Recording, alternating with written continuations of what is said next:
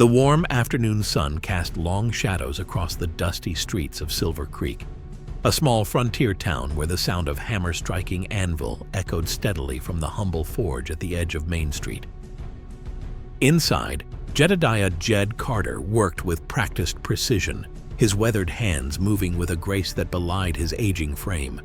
The townsfolk knew him as a quiet man, dedicated to his craft, always ready with a gentle smile, but rarely speaking more than necessary.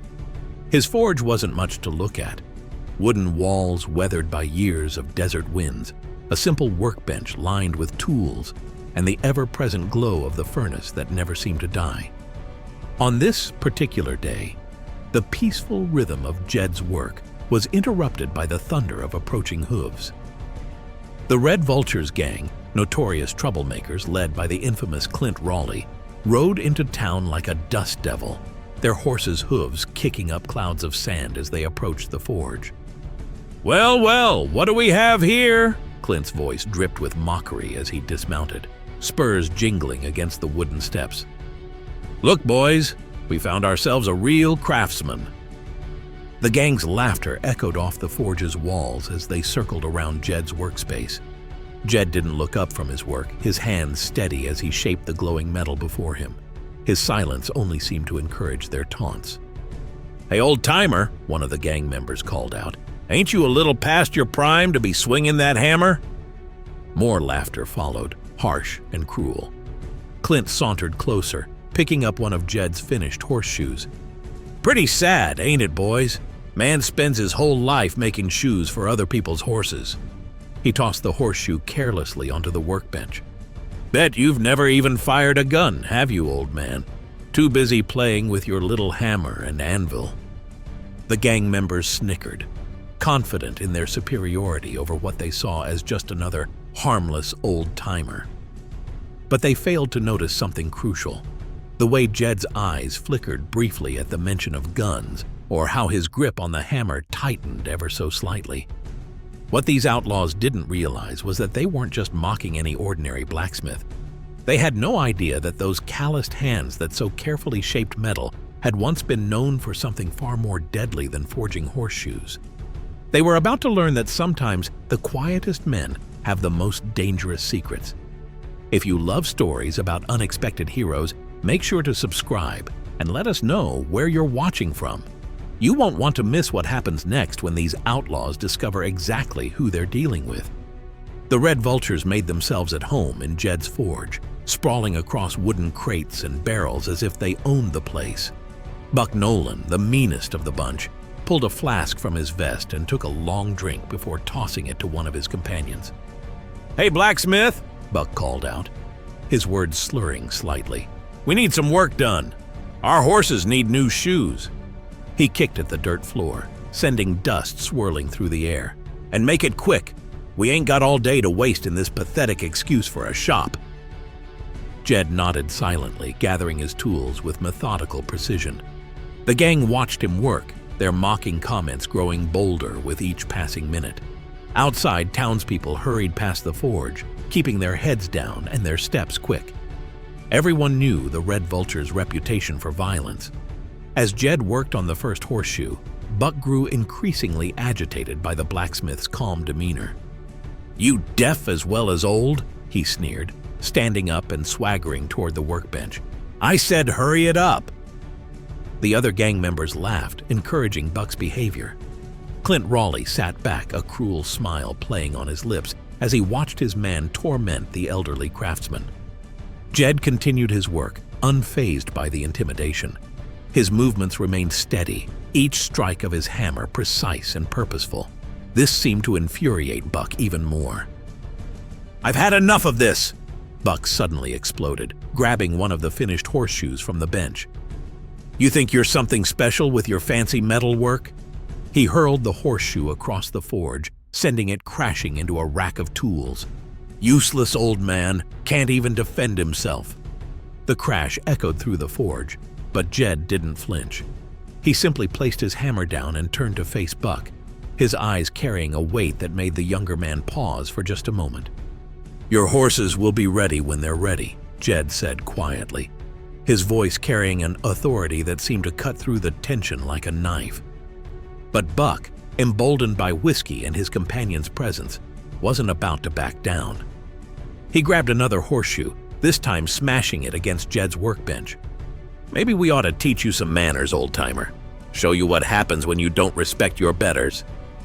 The gang members spread out around the forge, knocking over equipment and scattering tools across the floor. One of them kicked over a bucket of coal, sending black dust billowing through the air. Through it all, Jed remained still, watching with an unnerving calmness that should have warned them. Should have told them that this wasn't just any old blacksmith they were toying with. But they were too caught up in their own bravado to notice the subtle shift in the air, the way Jed's stance had changed ever so slightly, or how his right hand now rested near the workbench drawer, a drawer that contained something far more lethal than any blacksmith's tool. Clint Rawley rose from his seat, stretching lazily as he surveyed the chaos his men had created in the forge. His eyes landed on an empty bottle perched among Jed's tools, and a cruel smile spread across his face. "Hey, boys," he drawled, snatching up the bottle. "Let's see if our friend here has any skills worth mentioning." He strode to the forge's entrance, placing the bottle carefully on a wooden fence post about 20 paces away.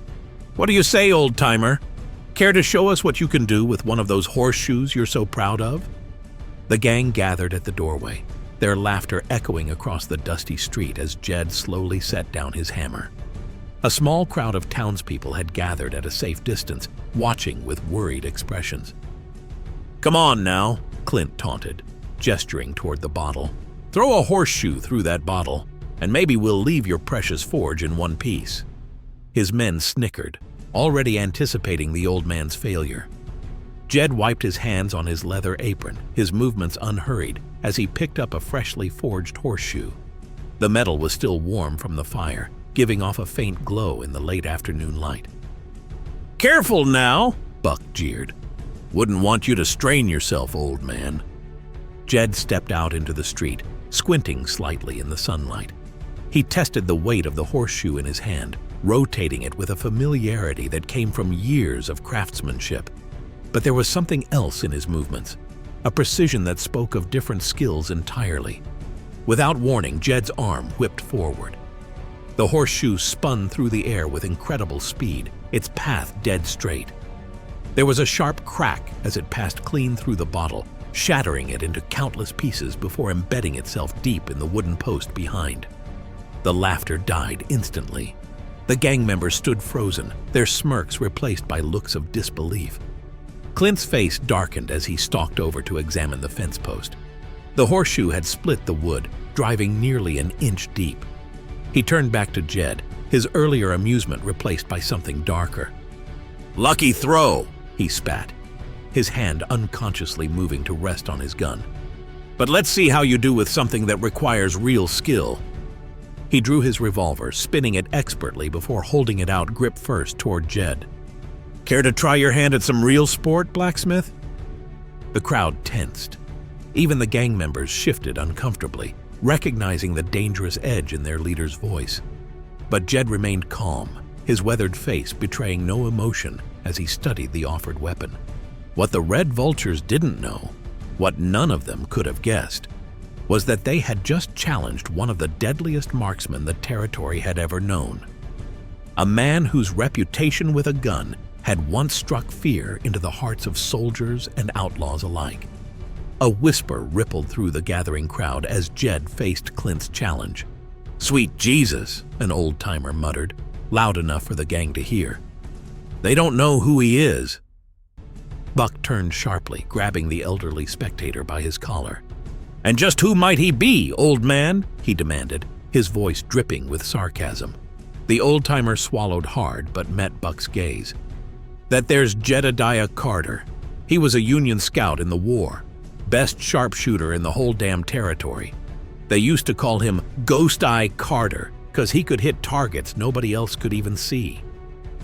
Clint laughed dismissively, but there was a flicker of uncertainty in his eyes. "That was a long time ago, if it's even true. Look at him now, just a beaten-down old blacksmith, playing with hammers and horseshoes." Jed remained silent throughout this exchange, his eyes fixed on something distant, as if lost in memories. Then, with deliberate slowness, he walked back into his forge. The gang members exchanged confused glances, wondering if he was backing down. Instead, Jed reached beneath his workbench and pulled out an old wooden box. The wood was scarred and weathered, but the brass fixtures still gleamed. With careful movements, he opened the lid, revealing a Colt Navy revolver nestled in faded blue velvet. The weapon was immaculate, its blued steel and ivory grips showing years of meticulous care. Jed lifted it with familiar ease, checking the cylinder with practiced efficiency. "That antique probably doesn't even shoot straight anymore," Clint sneered, but his voice lacked its earlier confidence. Without a word, Jed picked up a single bullet from the box. He held it up to the light, examining it briefly before loading it into the cylinder. Then he turned and walked to the center of the street. An old axe head hung from a post nearby, its edge catching the late afternoon sun. About 20 feet beyond it, 2 empty tin cans sat on separate fence posts, roughly 10 feet apart. Jed raised the revolver, his movement so smooth it seemed almost casual. The gang members tensed, some reaching for their own weapons, but Jed paid them no attention. The shot rang out like thunder in the quiet street. The bullet struck the axe head dead center, splitting in two. Each half continued on its path, striking both tin cans simultaneously, sending them spinning through the air. A collective gasp rose from the crowd. Even the most skilled shooters couldn't make a shot like that. Splitting a bullet to hit multiple targets was the stuff of legends. Clint's face had gone pale, his earlier bravado evaporating like morning dew in the desert sun. He was no longer facing a simple blacksmith. He was standing before a living legend, one whose skills hadn't diminished with age, but had only grown sharper, like the finest steel tempered in fire. Clint's face flushed red with rage, his pride wounded more deeply than he'd ever admit. "Tricks!" he shouted, his voice cracking slightly. "Nothing but fancy tricks and mirror games. That's not real shooting." The gang members shifted nervously behind their leader, their earlier confidence replaced by uncertain glances. They'd seen enough gunfights to know that what Jed had just done was far beyond ordinary skill. "If it's a real shooting you want to see," Clint continued, desperate to regain control of the situation, "then let's make this interesting." He turned to his men. "Buck, Marcus, Jake, get up there. Stand apart." The 3 men hesitated, looking at each other with visible concern. "Boss," Buck started to protest, but Clint cut him off with a savage glare. "Do it," he barked. "Put these cans on your heads.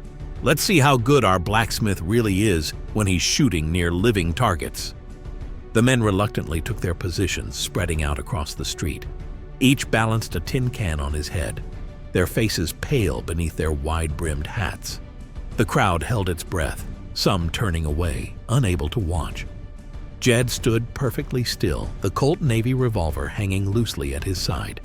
His eyes moved slowly from target to target, calculating distances and angles with the precision of a master mathematician. "3 shots," Clint announced, his voice carrying across the tense silence. "Hit all 3 cans without grazing a single man. Think you can manage that, old-timer?" Instead of responding, Jed raised his revolver. The movement was so quick it seemed to happen between heartbeats. 3 shots rang out in rapid succession, so close together they almost sounded like a single report. The cans flew off the men's heads one after another, each with a perfect hole through its center. Buck, Marcus, and Jake stood frozen, unharmed but shaking, their faces white as desert bones. A murmur of amazement rippled through the crowd. No one had ever seen shooting like this, not even in the most exaggerated tales told around campfires. Clint's face twisted with fury and fear. He'd pushed too far, and now he was trapped. His reputation would be ruined if he backed down, but facing Jed in a real gunfight suddenly seemed like suicide. Finally, his voice thick with barely contained rage, he made his decision. "Tomorrow at dawn," he growled. "You and me, 1 shot each. We'll see if your tricks work in a real gunfight." Jed simply nodded, his calm acceptance somehow more terrifying than any threat could have been. As the gang retreated to the saloon, the townsfolk whispered among themselves. They'd seen gunfights before. This was the Wild West, after all. But tomorrow would be different. Tomorrow would be a duel between a notorious outlaw and a living legend, a man whose skills seemed to defy the very laws of nature. Dawn painted the sky in shades of crimson and gold as the town of Silver Creek held its breath. The street was lined with spectators, their faces a mix of fear and anticipation. Windows and balconies were crowded with those seeking a safer view of what was about to unfold. The saloon doors swung open, and Clint Rawley emerged, adjusting his gun belt with practiced confidence. His gang spread out behind him, their hands hovering near their weapons. Despite his outward bravado, beads of sweat dotted Clint's forehead in the cool morning air. From the direction of the forge came Jed, walking with unhurried steps. He wore the same leather apron he always did, stained with soot and marked by years of honest work. The Colt Navy revolver hung at his hip, its ivory grip catching the first rays of sunlight. The two men took their positions in the street, 30 paces apart. Doc Wilson, the town physician, stepped forward to officiate. "Gentlemen," he announced, his voice carrying in the morning stillness, "at the strike of the church bell, you'll draw and fire. 1 shot each, as agreed." Clint's fingers twitched near his holster, his eyes fixed on Jed with predatory intensity. But Jed stood motionless, his hands hanging loosely at his sides, as calm as if he were about to begin another day's work at his forge. The crowd's tension was palpable. Mothers pulled their children closer, and men removed their hats in silent prayer.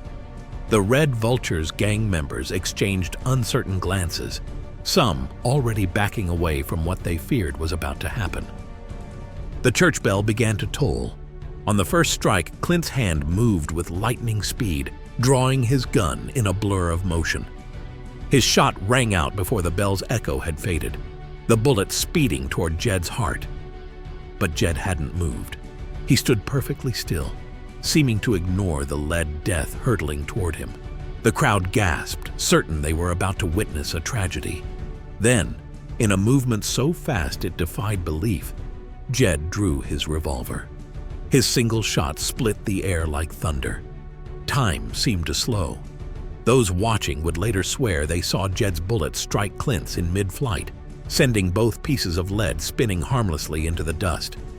The same shot continued on its path, striking Clint's gun with surgical precision, sending it flying from his hand. The church bell's final toll faded into absolute silence. Clint stood frozen, staring at his empty hand in disbelief. His gun lay in the dirt 20 feet away, its barrel smoking from the shot he'd fired, its handle now bearing a perfect bullet mark. No one moved. No one spoke. The impossible had just happened before their eyes, and their minds struggled to accept what they'd witnessed. Jed hadn't just won the duel. He'd done it in a way that would be talked about for generations to come. The crowd remained frozen in stunned silence as the reality of what they'd just witnessed began to sink in. Clint's face had gone pale, his earlier bravado replaced by naked fear.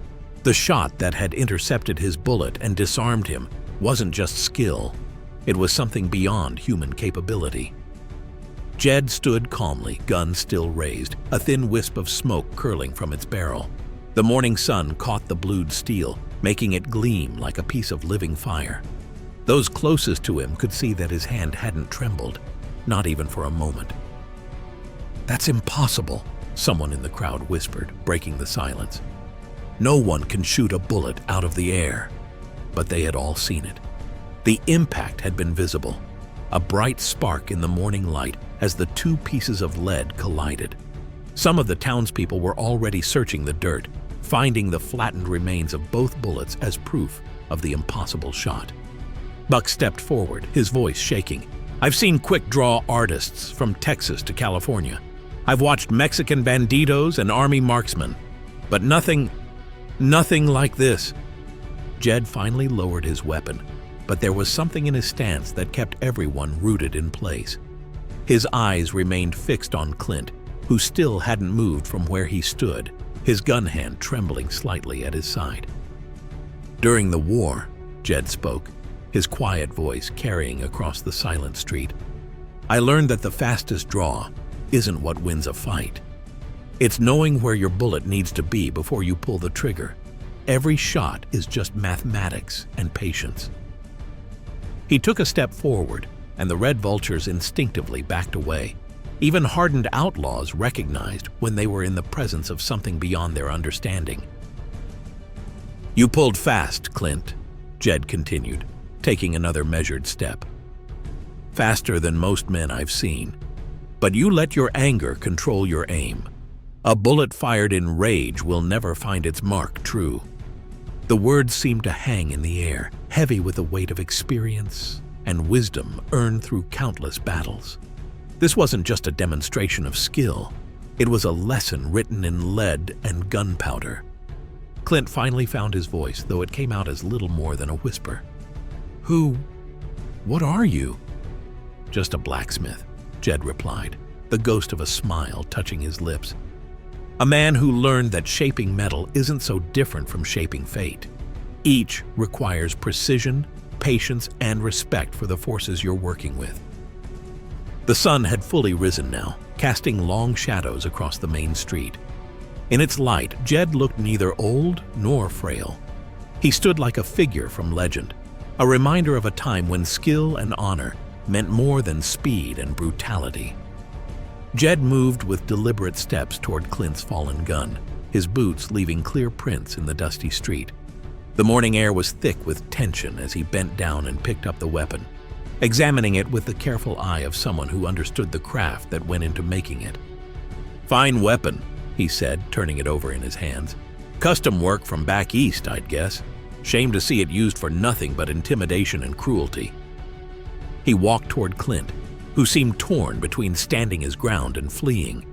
The Red Vultures shifted nervously, their hands hovering near their holsters.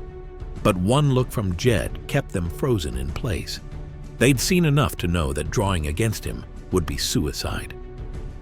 Stopping in front of Clint, Jed held out the gun grip first. "Take it," he said quietly, "but understand this. You get one chance to leave alive, one chance to change your path. Don't waste it." Clint's hand trembled as he reached for the weapon. His fingers had barely closed around the grip when his expression changed, a flash of desperate fury replacing his fear. He might have lost the duel, but he still had his gang, still had the advantage of numbers. "Boys!" he shouted, backing away from Jed. "Show this old man what happens when someone makes a fool of the Red Vultures!" For a moment, nothing happened. The gang members looked at each other, uncertainty, none wanting to be the first to draw against the man who could shoot bullets out of the air.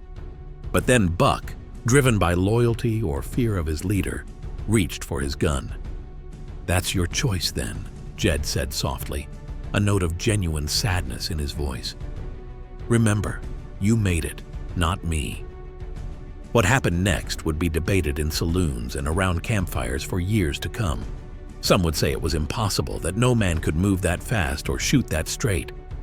Others would swear on their mothers' graves that every word was true. The gang drew their weapons as one, a dozen guns coming up to bear on the lone blacksmith. But Jed was already moving, his own revolver seeming to materialize in his hand, as if by magic. "Last warning!" he called out, his voice carrying the weight of years of combat experience. "Drop your weapons and ride out, or what happens next is on your own heads." Clint's response was a snarl of rage and a shouted command. "Kill him!" The sound of gunfire was about to shatter the morning peace, and the legend of the sharpshooting blacksmith was about to grow even larger. What the Red Vultures didn't realize was that they had just sealed their own fate, choosing violence over mercy, pride over wisdom. The gunfight erupted like a sudden thunderstorm, the sound of multiple revolvers filling the air with their deadly chorus. The Red Vultures had spread out, trying to surround Jed, but their tactical advantage meant nothing against his supernatural skill. Jed moved like water, each step precise and purposeful. His first shot caught Buck's gun, sending it spinning from his grip. The second disarmed Marcus before he could even level his weapon. 3 more shots rang out in rapid succession, each finding its mark with surgical precision. Not killing, but disarming with impossible accuracy. "He ain't human!" one of the gang members screamed, dropping his gun and scrambling for cover behind a water trough. Others followed suit, their courage breaking in the face of such otherworldly marksmanship. But some of the more hardened members stood their ground, firing wildly at the blacksmith. Their bullets seemed to pass through empty air. Jed was never where they aimed, always a step ahead of their shots, as if he could read their intentions before they pulled their triggers. The street had become a chaos of gunfire and fleeing outlaws. Townspeople watched from behind barricaded windows as Jed systematically reduced the Red Vultures' numbers. Not through death. Each shot was calculated to wound or disarm, never to kill. A bullet grazed Jed's shoulder, tearing his shirt but drawing no reaction. He turned smoothly, firing twice. The first shot knocked the gun from the shooter's hand. The second struck his hat, sending him stumbling backward in terror. "Devil take me!" another gang member muttered, throwing down his weapon and raising his hands. "I ain't fighting no ghost!" By now, half the gang lay wounded or disarmed, their bravado replaced by genuine fear. Those still standing had retreated to whatever cover they could find, firing sporadically but with diminishing confidence. Jed reloaded his revolver with fluid grace. The motion so practiced, it took barely a second. He hadn't even broken a sweat, his breathing as steady as if he were working at his forge. "8 men down," he called out, his voice carrying across the street. "6 bullets left. Who wants to test their luck next?" The remaining Red Vultures looked at each other, then at their leader. Clint stood paralyzed, watching his fearsome gang being dismantled by a single man. His reputation, built on years of violence and intimidation, was crumbling before his eyes. Another shot rang out, and another gang member dropped his weapon, clutching his bleeding hand. Jed's accuracy was supernatural. He could have easily killed any of them, but chose instead to disarm and disable. The message was clear. This wasn't just a gunfight.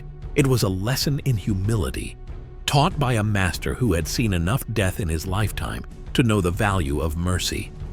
The remaining members of the Red Vultures had finally grasped the gravity of their situation. They weren't just facing a skilled gunman. They were up against something that defied explanation. One by one, they began throwing down their weapons, raising their hands in surrender. But Clint Rawley wasn't ready to accept defeat. His face contorted with a mixture of rage and desperation as he watched his gang fall apart. Everything he'd built, every tale of his fearsome reputation, was being undone by an aging blacksmith. "Cowards!" he screamed at his retreating men. "You yellow-bellied traitors!" His words echoed through the street, but they carried no weight now. The spell of fear he'd held over his gang had been broken by something far more terrifying than his threats. Jed stood calmly in the center of the street, his revolver lowered but ready. The morning sun had climbed higher, casting harsh shadows across the scene of devastation. Wounded gang members lay scattered about, none dead, but all thoroughly defeated.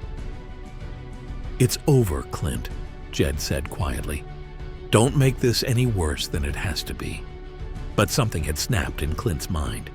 His eyes had taken on a wild, animal-like quality.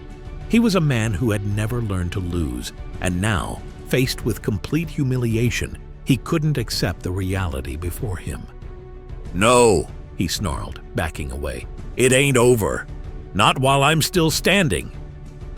His hand moved to his vest where a hidden derringer lay concealed. It was his last resort, a coward's weapon, but he was past caring about honor now. The townspeople who were watching saw what was coming.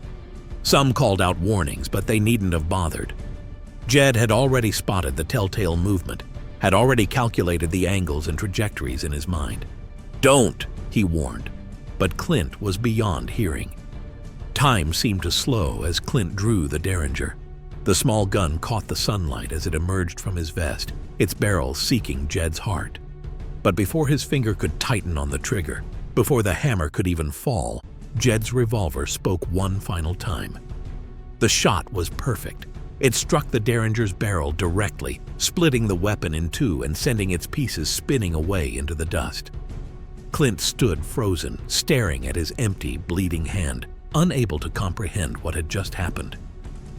The street fell silent once more, broken only by the soft moans of the wounded and the distant cry of circling vultures. The Red Vultures Gang, once the terror of the territory, had been utterly destroyed, not by violence, but by skill so profound it bordered on miraculous. Several of the gang members had already mounted their horses, eager to put as much distance as possible between themselves and the legendary Blacksmith. Others helped their wounded comrades, casting fearful glances over their shoulders as they retreated. All around the street, townsfolk began emerging from their hiding places, looking at Jed with a mixture of awe and disbelief. They had just witnessed something that would be told and retold for generations to come.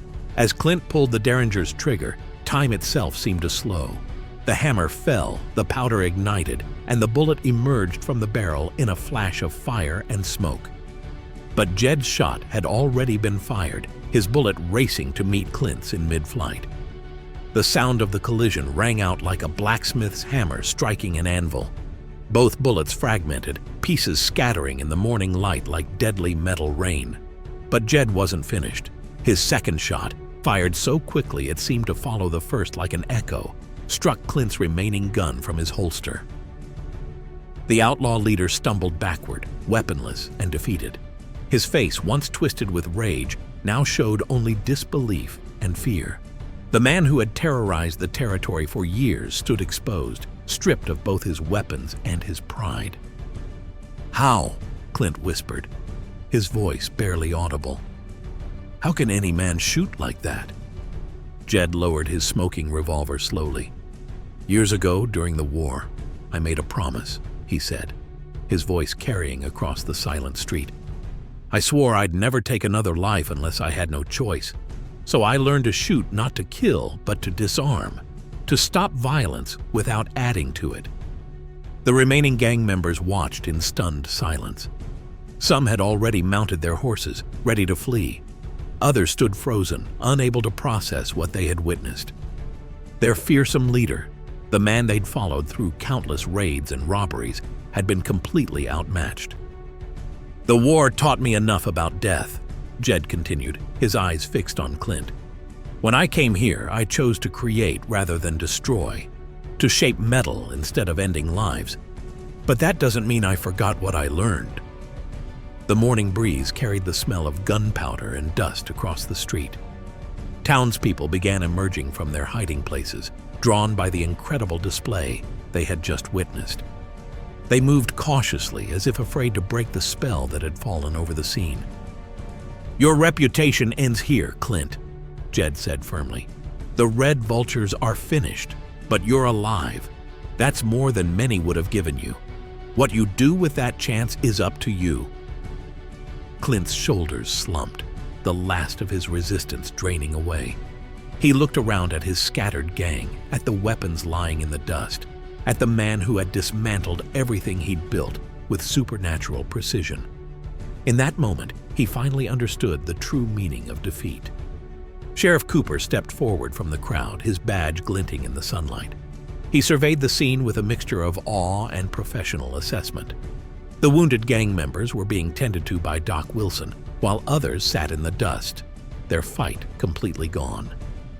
The legend of the sharpshooting blacksmith was no longer just a story. It was a reality written in lead and gunsmoke, witnessed by dozens who would spread the tale across the territory. In years to come, many would claim to have been there that day, when an old blacksmith proved that true skill wasn't about how many men you could kill, but how many you could spare. Jed walked purposefully toward Clint, his boots leaving clear impressions in the dust-strewn street. The morning sun cast long shadows as he approached the defeated outlaw leader, who remained rooted to the spot, all his previous bravado stripped away. "Stand up," Jed commanded quietly, extending his hand to the fallen leader. "There's been enough violence today." The crowd watched in tense silence as Clint stared at the offered hand, confusion evident on his face. This wasn't how gunfights were supposed to end. Winners didn't help the losers to their feet.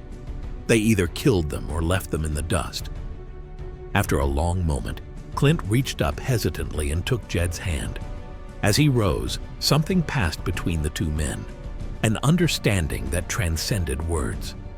In that moment, Clint saw not just the skilled gunman who had defeated him, but the wisdom that had guided every shot. "Why?" Clint asked, his voice barely above a whisper. "Why didn't you kill me? You had every right." Jed's response was measured, carrying the weight of years of experience. "Killing's easy," he said. "Living with it is the hard part. I've seen enough men die in the war to know that death rarely solves anything. Sometimes the bravest thing a man can do is show mercy." Sheriff Cooper approached, handcuffs ready, but before he could reach them, Jed raised his hand. "Give him his horse," he said, surprising everyone present. "Let him ride out." "But he's wanted in 3 territories," Cooper protested. "We can't just let him go." Jed turned to face the sheriff, his expression firm but gentle. "Sometimes a man needs a chance to find a better path. Prison won't teach him that. The shame of this defeat might." Clint stood speechless, trying to comprehend the magnitude of what was being offered. Around him, his wounded gang members were being helped onto wagons, headed for the doctor's house or the jail, depending on their conditions. "Why would you trust me?" Clint finally managed to ask. "I don't," Jed replied honestly. "But I trust in the power of choice. You can ride out of here and continue down your path of violence, gathering a new gang and seeking revenge. Or you can take this chance to start again, to be something more than just another outlaw." The street fell silent as Clint's horse was brought forward. The once fearsome leader of the Red Vultures mounted slowly, his movements stiff with pain and exhaustion. He looked down at Jed one last time, opened his mouth as if to speak, then closed it again. Without another word, Clint turned his horse toward the desert and rode away. The thundering of hooves gradually faded into the distance, leaving behind a town forever changed by what they had witnessed. The legend of the sharpshooting blacksmith would grow with each telling, but those who were there that day would always remember that his greatest shot wasn't the one that split bullets in mid-air. It was the one he chose not to take. In the days that followed the showdown with the Red Vultures, life in Silver Creek gradually returned to normal. The sound of hammer striking anvil once again echoed from Jed's forge, as regular and reliable as the sunrise. But something had changed in the way people viewed the humble blacksmith. Travelers passing through would often stop at his forge, not just for metalwork, but hoping to catch a glimpse of the man whose shooting skills had become legendary across the territory. Stories of the gunfight spread like wildfire, growing more fantastic with each retelling. Some claimed Jed had shot the bullets out of 20 men's guns without drawing a drop of blood. Others swore he could hit a target with his eyes closed, using only the sound of the wind to guide his aim. But Jed remained unchanged by his newfound fame. He continued his work with the same quiet dedication, shaping metal with the same precision he'd used to disarm the gang. When asked about the gunfight, he would simply smile and turn the conversation back to horseshoes or plow blades.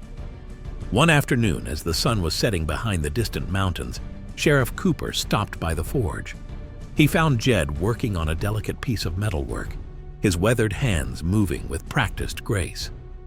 "Heard something interesting today," Cooper said, leaning against the doorframe. "Seems Clint Rawley's been spotted up north. He's working as a farmhand, if you can believe it. Living honestly, from what I hear." Jed nodded without looking up from his work. "Man's choice is his own," he replied softly. "All he needs sometimes is a reason to make the right one." Word of Jed's supernatural shooting skills continued to spread. Young gunslingers would occasionally ride into town, eager to make a name for themselves by challenging the legendary blacksmith. But they would find only a quiet old man, too busy with his forge to engage in their games of pride and glory. The Red Vultures became a cautionary tale, whispered around campfires and in saloons. The story of how the most notorious gang in the territory was undone not by violence, but by skill and mercy, became part of the folklore of the West. Tourists and reporters would sometimes visit, hoping to interview the sharpshooting blacksmith for their papers or books. But Jed would only say, "A good gunfighter knows when not to shoot. A wise one knows why." Years passed, and Silver Creek grew from a dusty frontier town into a prosperous community. Jed's Forge remained a constant, the heart of the town in many ways. Young apprentices would come to learn the craft of metalworking, but they would leave with lessons about life, honor, and the true meaning of strength. The Colt Navy revolver that had helped tame the West was rarely seen anymore, kept in its wooden box beneath the workbench. But sometimes, in the quiet of evening, Jed would take it out and clean it, his movements as precise as ever, remembering a time when he had used it not to take lives, but to save them. And if you asked anyone in Silver Creek about Jed Carter, they wouldn't tell you about his legendary shooting skills first. They'd tell you about the quiet blacksmith who taught them that true strength lies not in how many fights you win, but in how many you can prevent. That sometimes the greatest victory comes not from defeating your enemy, but from showing them a better path. That was the real legend of the sharpshooting blacksmith, a tale not of violence, but of wisdom, mercy, and the power of second chances. If you thought this story was incredible, you won't want to miss what happens in our next video. Make sure to hit that subscribe button and turn on notifications so you don't miss any of our amazing Wild West tales. And if you love this story as much as we did, smash that like button and let us know in the comments what other legendary frontier stories you'd like to hear about next.